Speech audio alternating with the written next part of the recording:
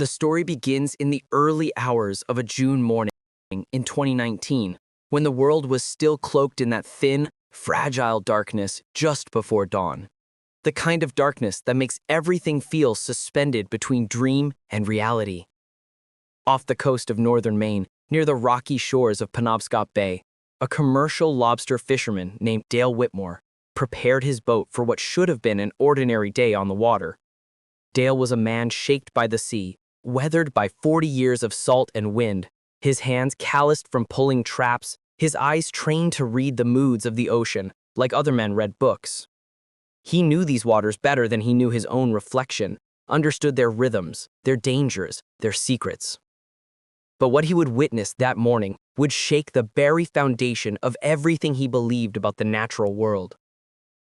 Dale left the harbor at 4:47 a.m., his 32-foot fishing vessel cutting through the calm, glassy surface of the bay with a low mechanical hum that seemed too loud in the profound silence of the pre-dawn hour.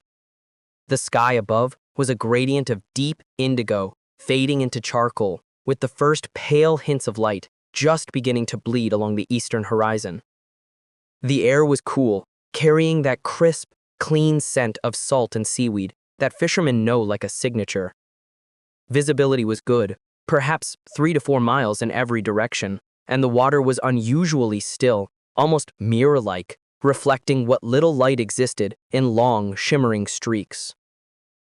Dale navigated toward his traplines, following coordinates he'd memorized years ago, his mind already calculating haul weights, market prices, fuel costs, the endless mathematics of survival that defined his working life.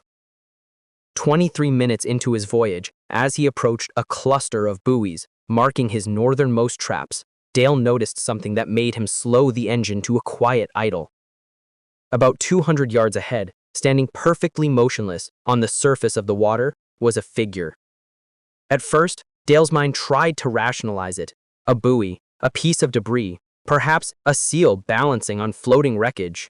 But as his eyes adjusted and the growing light provided clearer definition, he felt his chest tighten with a sensation he would later describe as primal dread. The figure was unmistakably humanoid, tall, impossibly thin, with elongated limbs and a posture that seemed both rigid and unnatural. It stood upright, not floating, not bobbing with the gentle swell of the waves, but standing, as if the ocean beneath it were solid ground. Dale killed the engine completely, letting his boat drift closer under its own momentum, his breath shallow, his hands gripping the wheel so tightly his knuckles went white.